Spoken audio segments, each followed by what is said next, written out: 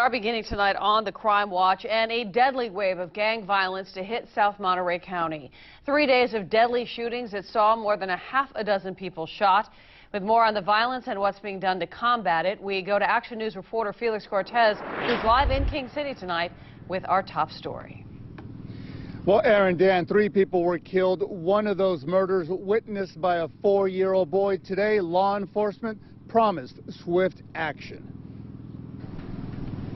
A makeshift memorial and a bullet-riddled window, the markers of a deadly wave of gang violence to hit South County that left 7 people shot, 3 of them dead, and a traumatized 4-year-old boy who saw his own brother shot to death. And here we have a huge tragedy averted with a 4-year-old child who will now be traumatized because he witnessed his brother being murdered.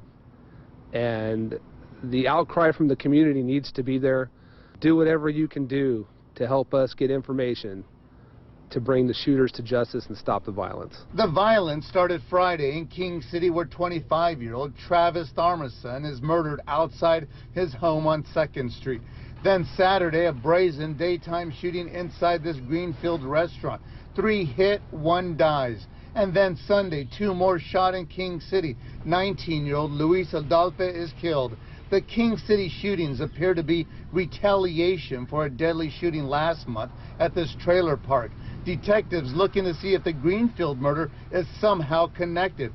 But the wave of gang violence triggering a quick response from Sheriff Steve Bernal. The Sheriff's Department and Sheriff Bernal is emphatic that we will be down there to assist, extra patrols, people hitting the streets, talking to people, and trying to gain as much information or intelligence as possible to help solve the crimes. It was a tough weekend, to be sure. King City Mayor Robert Cullen said he spoke with his interim police chief, who assured him a greater police presence leading up to and during next week's Salinas Valley Fair. The mayor making a public plea for witnesses to speak up. I've had a few people approach me today and say, "Oh, Rob, I saw something on Friday. I don't know if it's important or not." Well, report it. If you see something, report it. And that's one of the things that the community needs to do to stand up and take a stand against violence. And at this point, no arrests have been made in any of those shootings. But again, investigators looking for any information from the public regarding those killers. Reporting from King City, I'm Felix Cortez. Aaron, Dan, back to you in the studio. All right, Felix, thank you.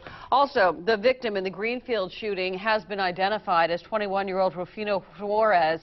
He was shot and killed inside a restaurant on El Camino Real. That's the city's first homicide of the year. Police say the unidentified gunman also shot 2 others. They survived and were taken to a nearby hospital. This weekend's murders come as 2 new police officers join the Greenfield Police Force. The oath is administered to both this afternoon at Greenfield Civic Center.